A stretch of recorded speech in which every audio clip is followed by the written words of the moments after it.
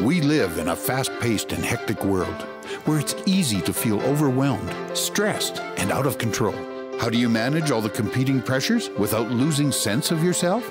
How do you stay focused enough to not only plot a path, but follow it? Welcome to Recovery Road, a show that offers inspiration, insight, and intelligence, as well as success stories from many walks of life that can show you how you can control your own destiny.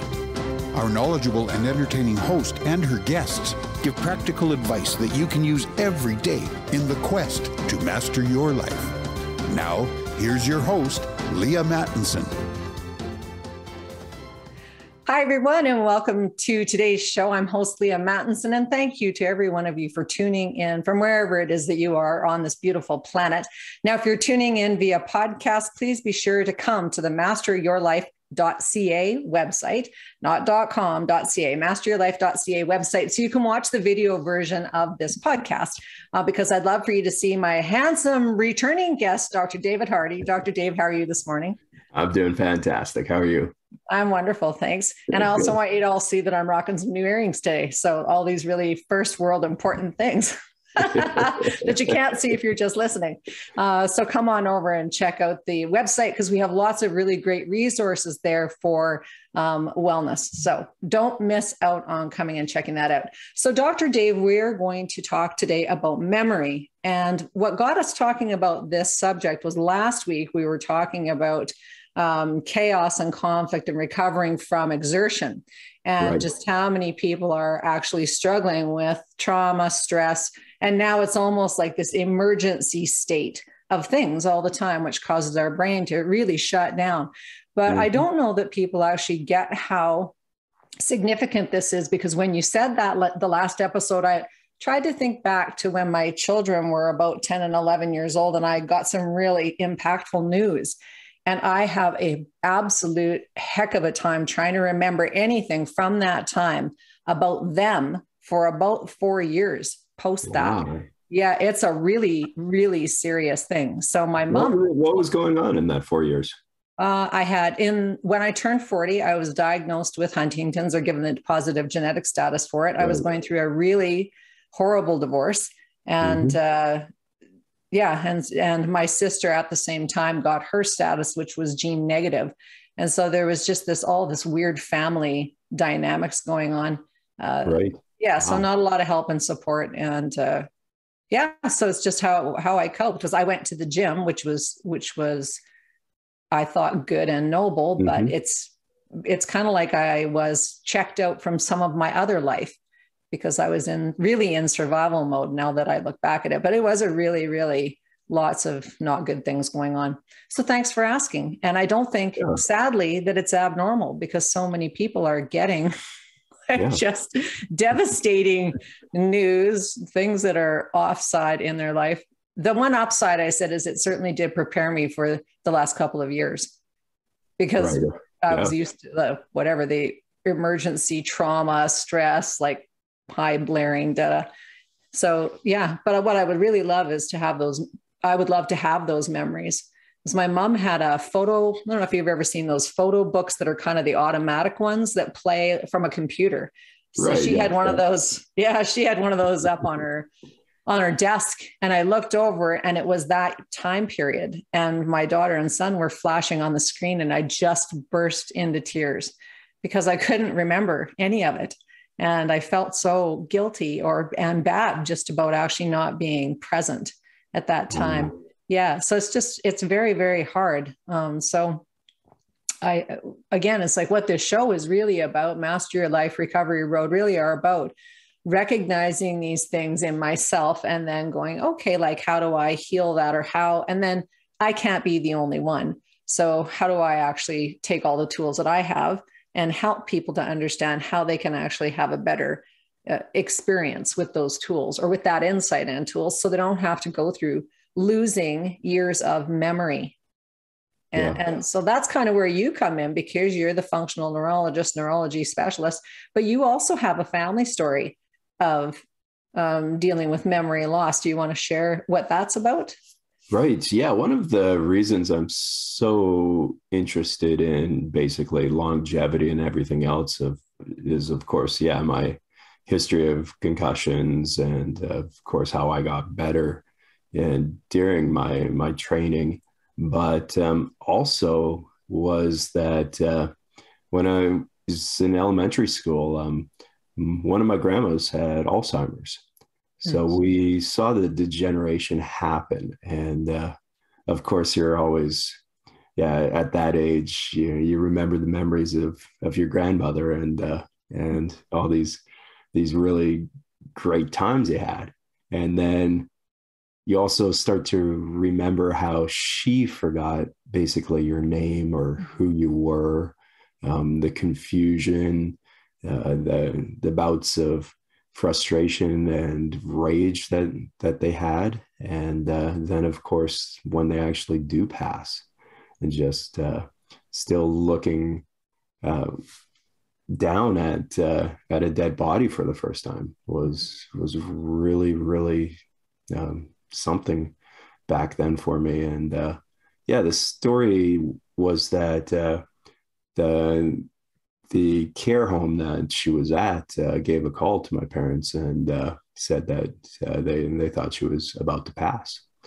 And of course, then it was the quick rush from Red Deer to Calgary to get there and hopefully be there in the last moments. And we got there a fraction late, and they ushered us into this room, and she had already gone.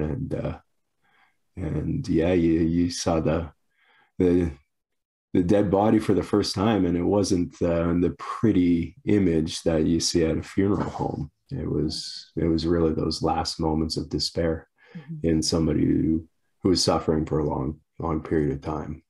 And so how do you think that impacted you? I mean, it would have impacted your parents. Like, do you have memories of like noticing them being impacted in some ways that impacted you, or what are your memories of that?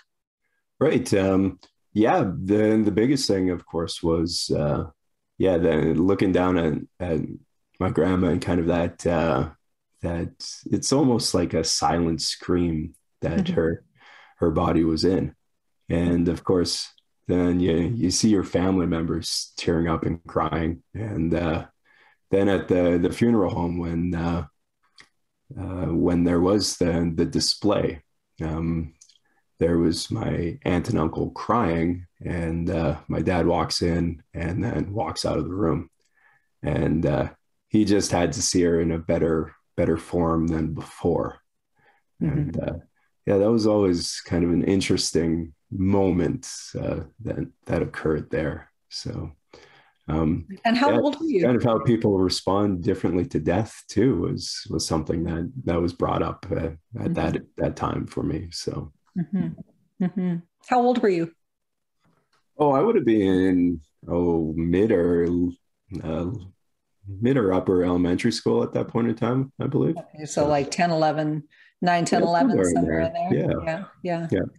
And earlier too, like there are those moments where you crack up and you have to laugh as well. Like I remember we took our new dog into the nursing home, and it's this black dog, and this is back in the days where there's those big black ashtrays, those big ones, and huge, right? Yeah, and so the dog's right beside my grandmother, and so is that big garbage bin type ashtray, and she starts petting the ashtray instead of the dog. And then of course I bring that up, and I'm like, that's not the dog there, Grandma. And then she starts to pet my head. That's not the dog either, Grandma. Oh man, I love it. It. And then there's the times she'd become frustrated that she's trying to change the TV channel with the phone. All sorts of definitely bizarre and weird moments that happen when your brain just starts shutting down. And then of course now, like you see the ladies and some men that are in their late 80s, 90s that are still sharp.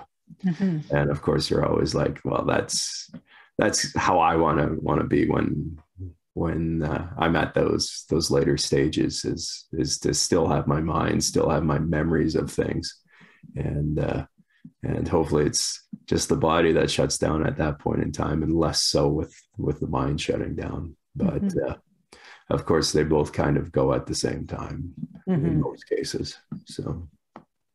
Yes, the way you go into it is the way you come out of it. I had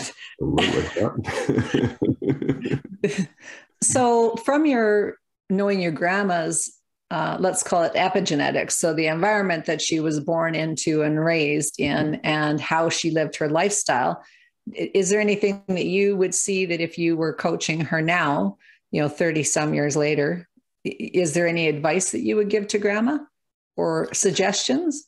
Right. Well, yeah, there was some family history of the others that had issues. But yeah, she was a lady who liked to have a good time. So she smoked, and she liked her wine and everything else. So, and then of course there was always some sort of snack that she'd have beside her.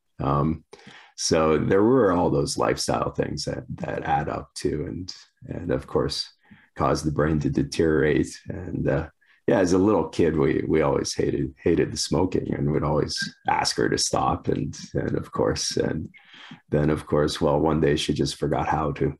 And so. Thanks, Grandma. Right. Yeah. All the wrong reasons to quit. Yes. Yeah, indeed. Indeed.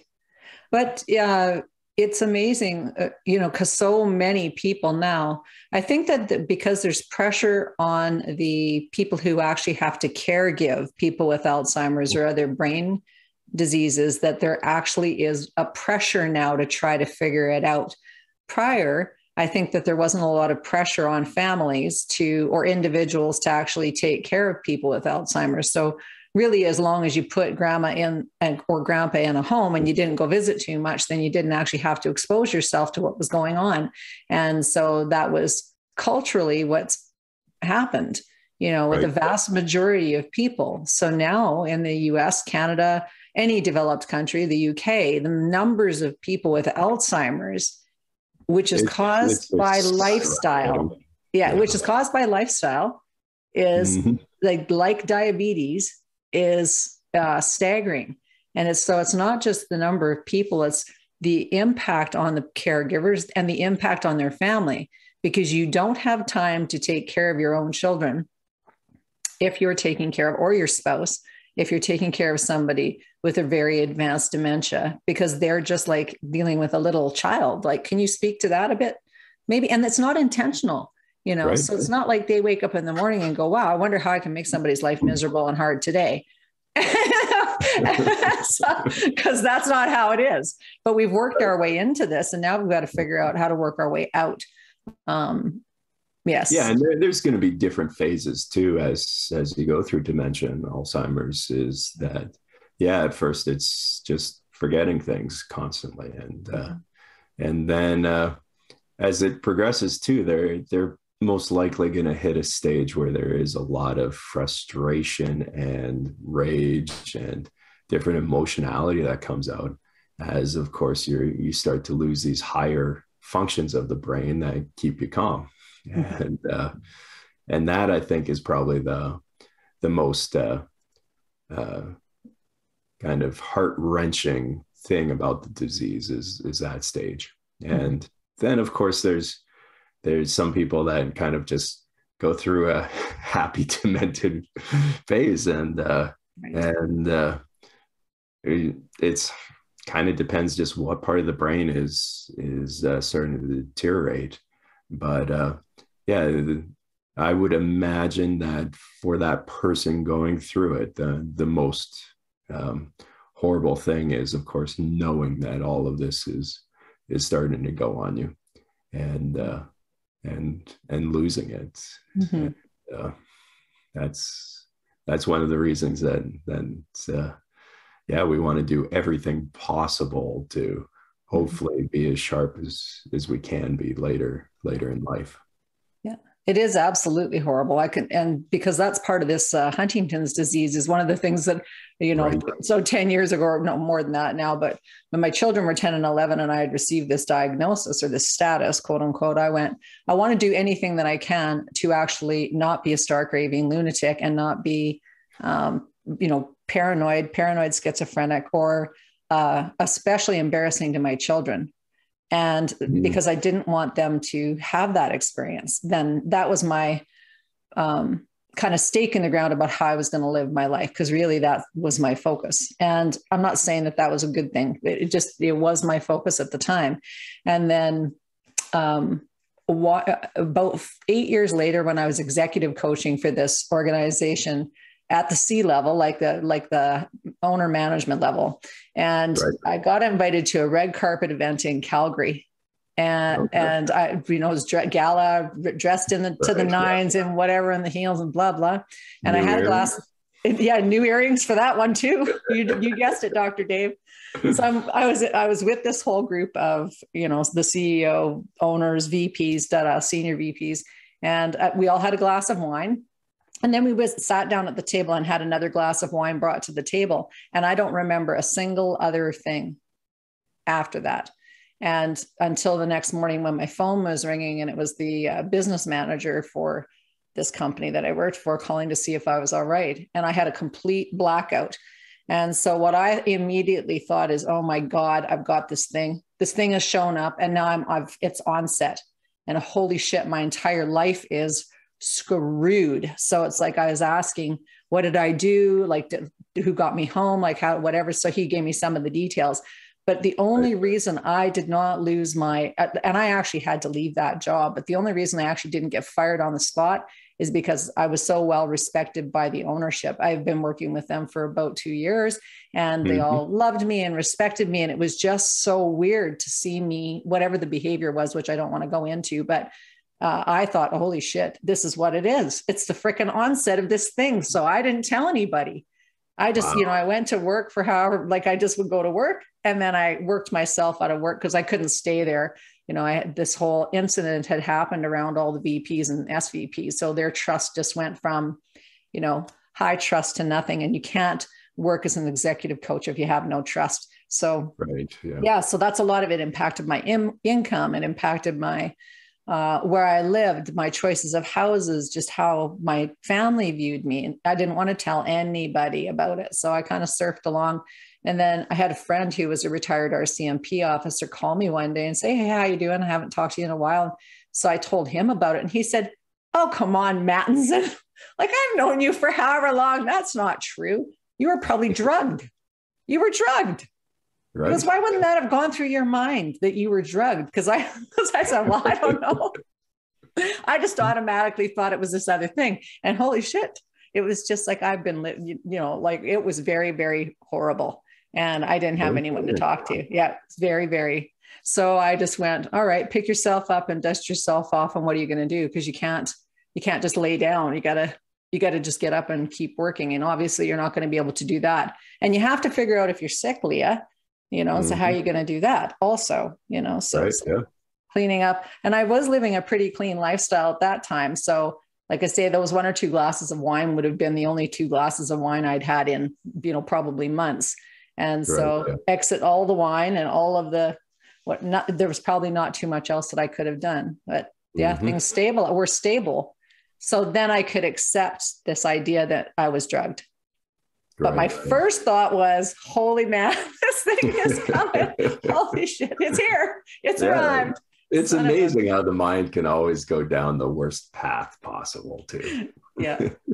And regardless of whether it was the Huntington's or it was the drugging, I lost, a 6-figure job. A lot. I did. Yeah, I did. And respect and network, so I had this whole network of people that would help me at the drop of a hat. That went from lots and lots of people to like 2. So how did you rebuild that? How did I rebuild it? Yeah, I'm interested in that. Well, I think I had just started the radio show at that time. So that was, about 7 years ago. And I'd been taking actually a course on spiritual direction from Carolyn Mace called Sacred Contracts. So I was doing all this, kind of divination work or whatever behind the scenes, learning about archetypes. So I'd really thrown myself into that. And then I got a phone call from Voice America about doing a radio show. And, I just thought, okay, this is my God telling me do this. So I did it. And then I ended up on UK Health Radio for, airing the podcast as well. So it just kind of grew from there. But it was honestly baby steps. And I had support from my parents. So if I hadn't had support from my family, I'd have really been in trouble. But I had support of my family, which was really good. Yeah. So that was good. So everyone, yes, you need to have support of your family, and also the honest assessment of myself as being sane. Right. Right. Yeah. So I went and saw the neurologist. How has this memory changed throughout the years though? Like, I think that's a very important point to go through, because memories change. They don't stay the same thing. We don't always feel the same emotion behind it. So with this horrible traumatic experience you had, how have things kind of changed with that memory? Well, because I got new information and I accepted it as the truth, then I went, you're whole. And I think when you're going through something where you feel like you're not, or that you're going to be so far out of normal, out of normal, that you need to figure out ways to actually be normalized. And that was my sort of rewriting that story around, no, you were normal and you were drugged. And there was all this really terrible stuff that happened. And a couple of things that I'm actually not even mentioning that were happening in the family. And so that I can't talk about, but we're actually more horrible than that. And more horrible that I just can't talk about. But so some people also, I know, are not put on this earth to just skate through it. Right. Yeah. Some are and some are not. And I am in the category of not. So it's just like, but you've got to keep figuring out how to get up and keep going. Right. So, and with dignity and with, really brushing yourself off and, putting your shoulders back. And because we were raised in Alberta, it's like, put your skates on and lace your skates up and get back on the ice and keep skating or whatever. I never played hockey, for the record, but I did play other things. So sports helped me a lot too through that time, I think, because so Qigong helped me a lot. I was going to the gym, so that whole being okay in my physical body and keeping my physical body strong and not allowing kind of that also to go downhill, because it's the grappling, like you're grappling with yourself to get up every day and also to put a happy face on, because I wasn't single. I was with my children. Like they were children when this was going on, and they were looking to me and counting on me to be sane and stable and productive. Right. Yeah. So when your entire community goes poof, it's like all the friends that you used to kind of hang out with or people you used to talk to, they go, hey, mom, like we're so-and-so. Go, well, and so really impactful things also for my children were that because I've been single for a really long time, so they don't actually have, like I was married to their father, but he hasn't been in the picture since they were very, very little, like 2 and 6 months. Right. So he vanished. Poof. So why that matters is when you're trying to get your kids to find their place in the world, the father's role is often helping them to get employment, networked, building those things. And there was none of that there. So when I was working at these executive coaching jobs, all of the guys were helpful. They were all really helpful. And the women too, right? It's like, oh, for sure. We can help with this and we can help with that. Fixing my car tires. Like I got stranded on the side of the road. I'd have whoever show up and pick my vehicle up and fix things for me and offer employment for my children. Like that was some part and parcel of that. And that all went away. So even those opportunities went away.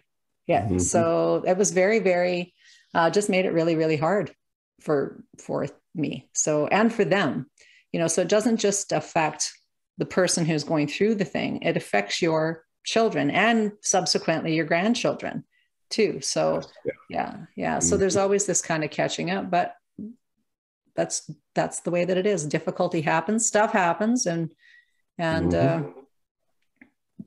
Yeah.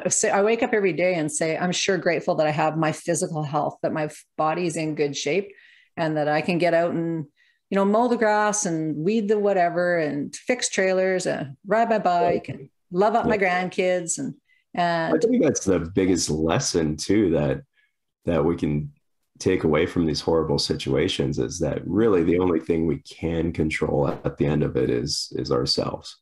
Yes, and 100%. That's a hard pill to swallow, because of course we're so focused on everything happening around us. Mm-hmm. But really the biggest challenge in all of these events is, how do we keep ourselves as healthy as possible, and get through to the other side? And that's kind of the only thing we do have that control over is once again the body and mind we're given.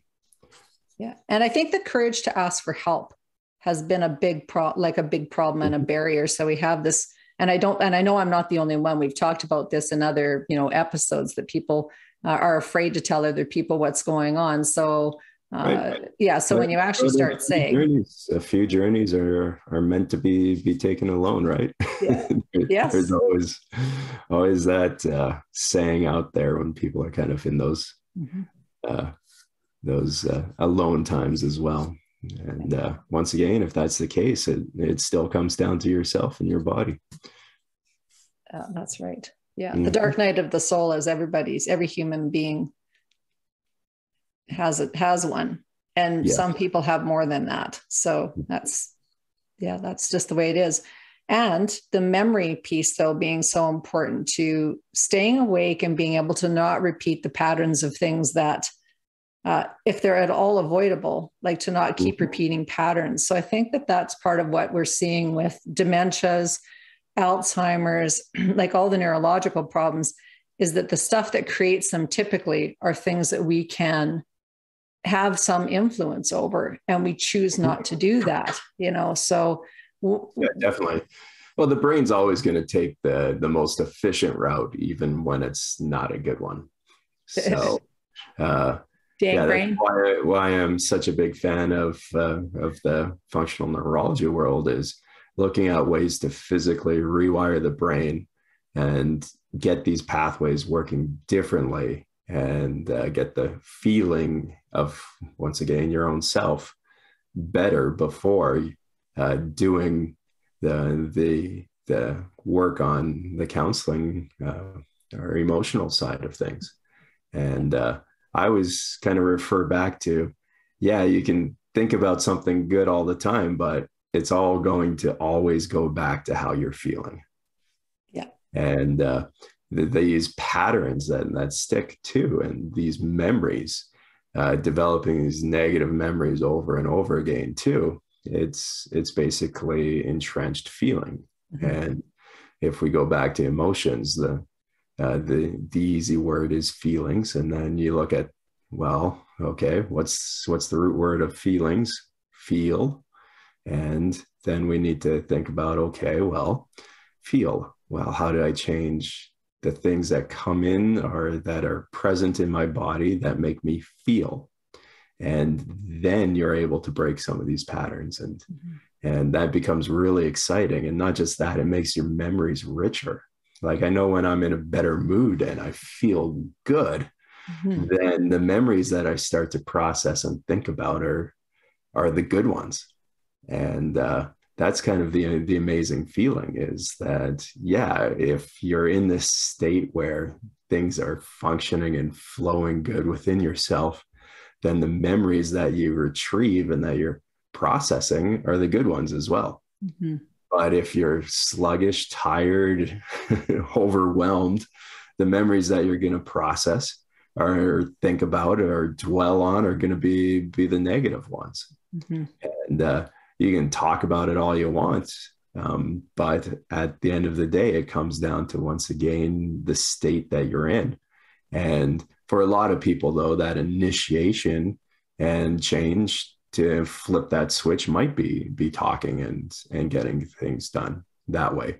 In another person, though, it might be exercise. In another person, it might be meditation. And all sorts of different combinations, of course, around it. But the key is to get that initial one and then build on it and change how that person's state is at that point in time. So the memories that they retrieve are better. And then the memories they start to produce become better and richer and more exciting. Because at the end of the day, too, when we're all by ourselves and we're just sitting there thinking and replaying our lives, it's once again our memories. And so much of that is once again what we experience. And we do have that control over what we experience.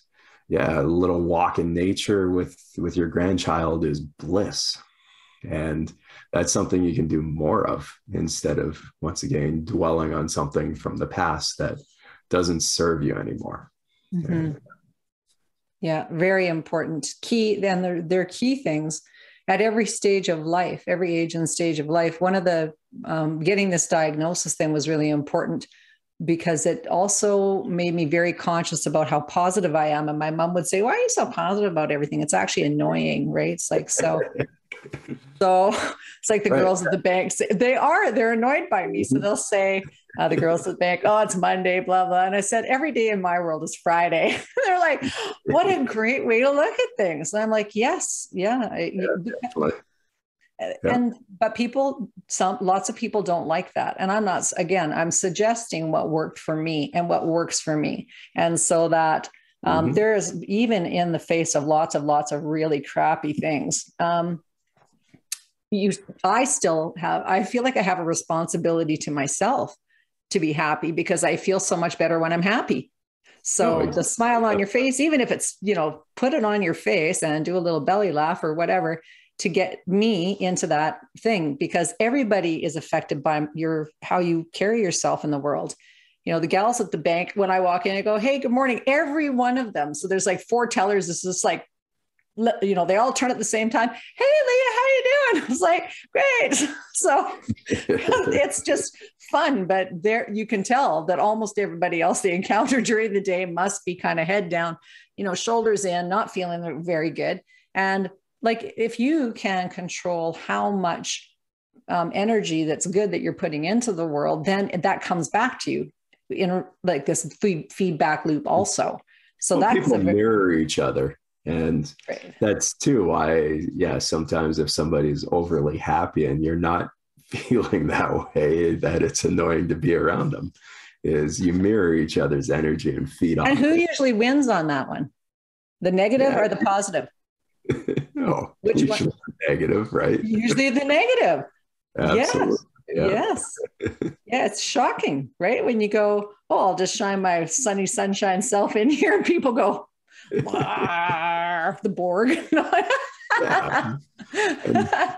You're going down, Princess Sunshine. Yeah.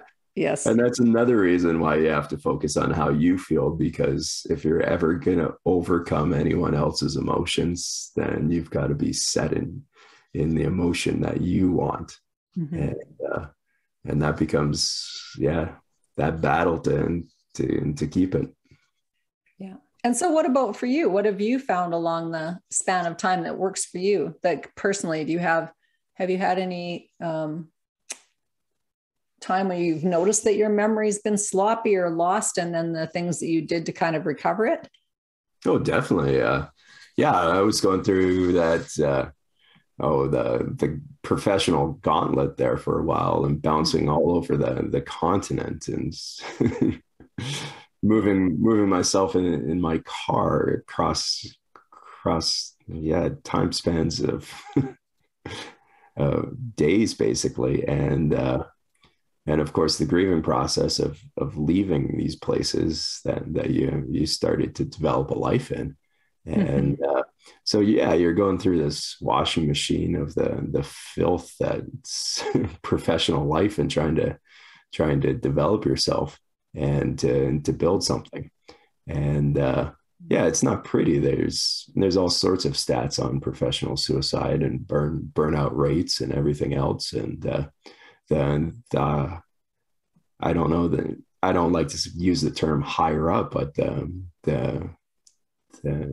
bigger the title, the harder the, the climb and the falls to get there.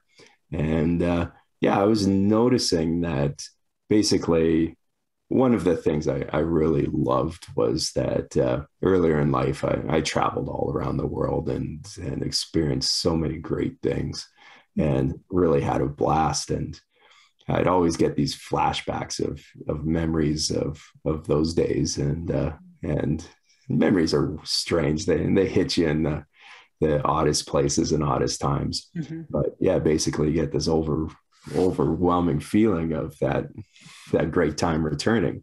And it might just be a little flash or something. And I noticed I wasn't getting any of these anymore. And the thing that was really, really kind of frustrating to me too was that I didn't feel like I was laying down good memories at that point in time. Yeah. And even along kind of the journeys back and forth and across the continent, I would stop in good places along the way and check out some of the sites and go for a hike or something, or hit one of the lakes or beaches.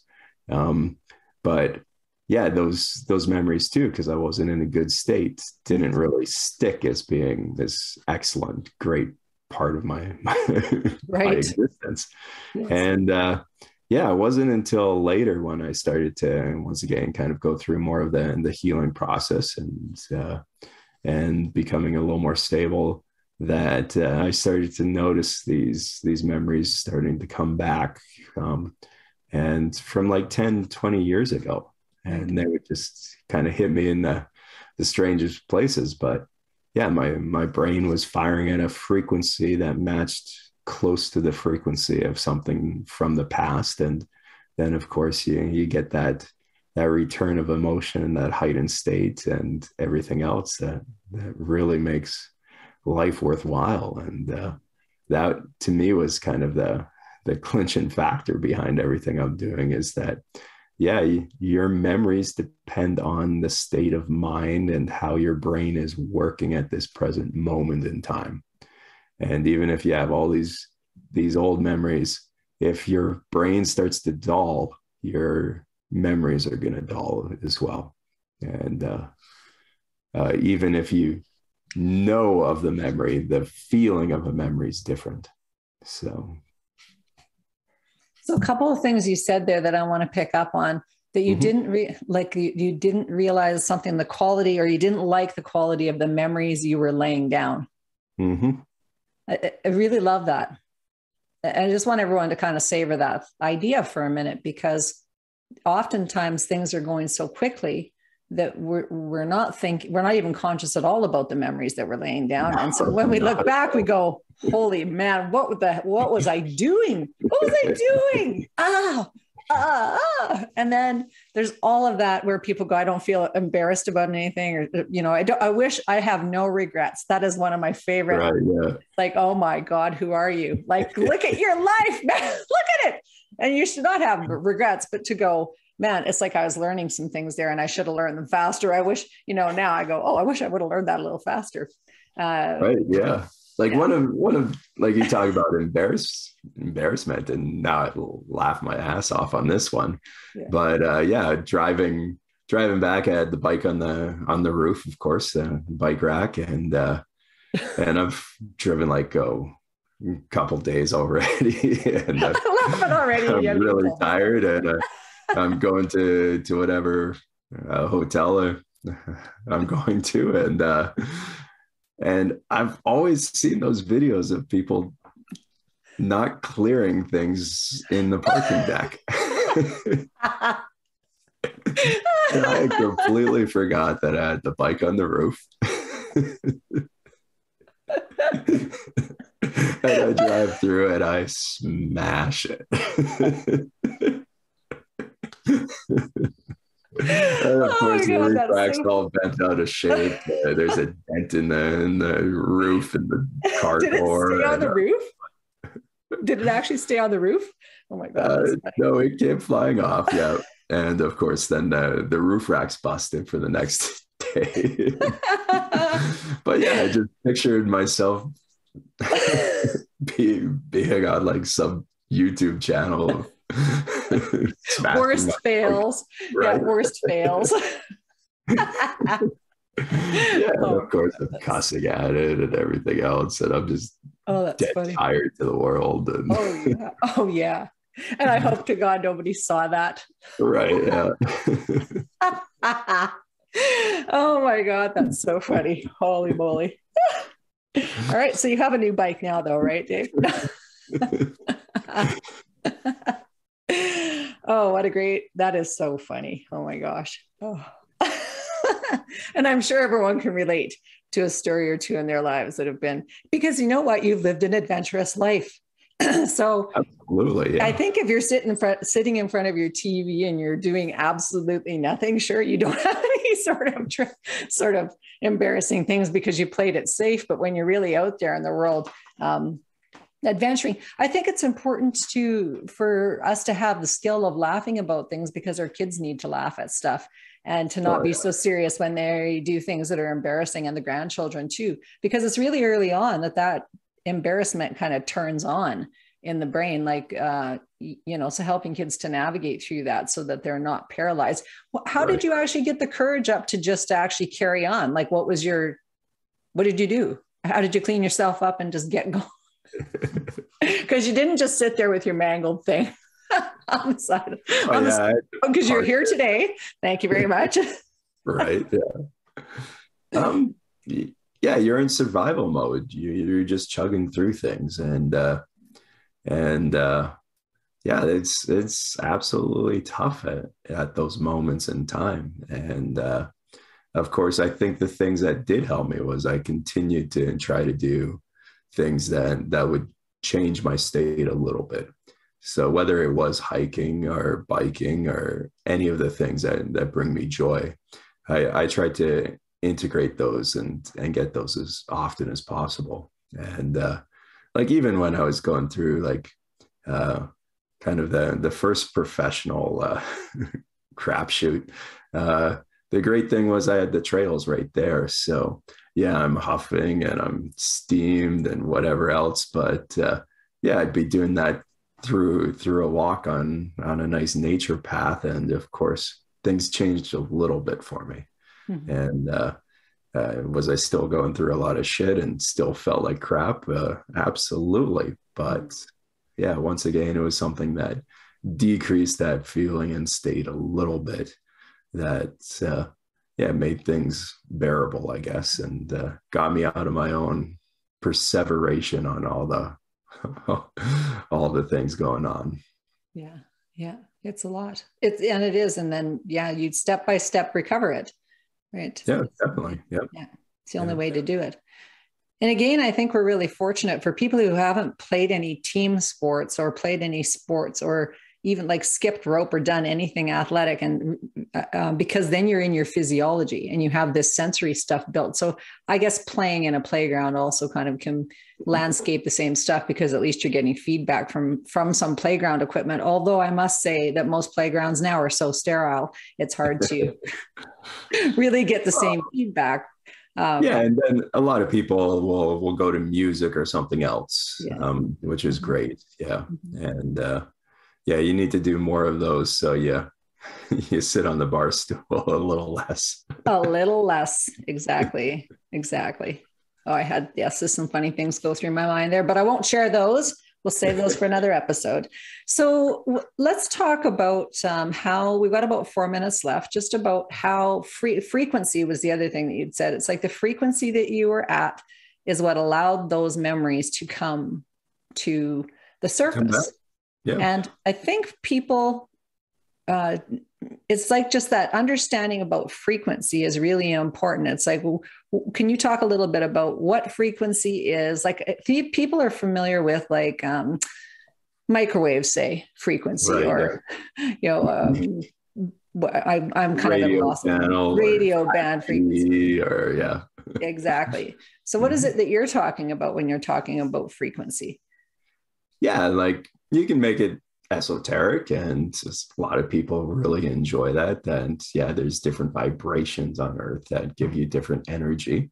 Or you can get really dorky and sciencey about it, and you can talk about brain waves. So there's different frequency of brain waves. So basically there'll be these slow giant waves called delta, and you get those when you sleep.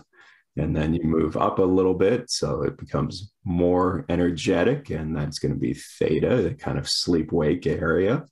And then you get into that nice middle of the road alpha frequency, sometimes associated with meditation, but basically it's that middle of the road, can shift either direction, low frequency or high frequency. And then you get into your high frequency beta and gamma waves. And then that's going to be more externalization of the outside world, more about alertness and reaction. So quite commonly when we're in that reaction mode, then we're going to be in this very high frequency brainwave. And then of course, it also depends what part of the brain is experiencing what wave and what ratio. So you can really start to geek out about that if you're into the neurofeedback world. Or you can take it, once again, into more of that energy style, esoteric and universal approach to things. That, of course, everything's about energy. And then you can go into like different colors mean this, and different animals will have this type of energy to them. And the main thing is that put it into a system that, once again, brings some certainty into your world, and then that feel good sensation, whether it's kind of being that that nerdy dorky side of it, or that lovey hippie type thing. It doesn't matter. It's the groovy it's hippie all type explaining a phenomenon that's happening around us. Yeah, love it. So important. So a couple of tools that people can find for that sort of frequency management are on the masteryourlife.ca website. You can come and check out Genius Biofeedback, which is cool.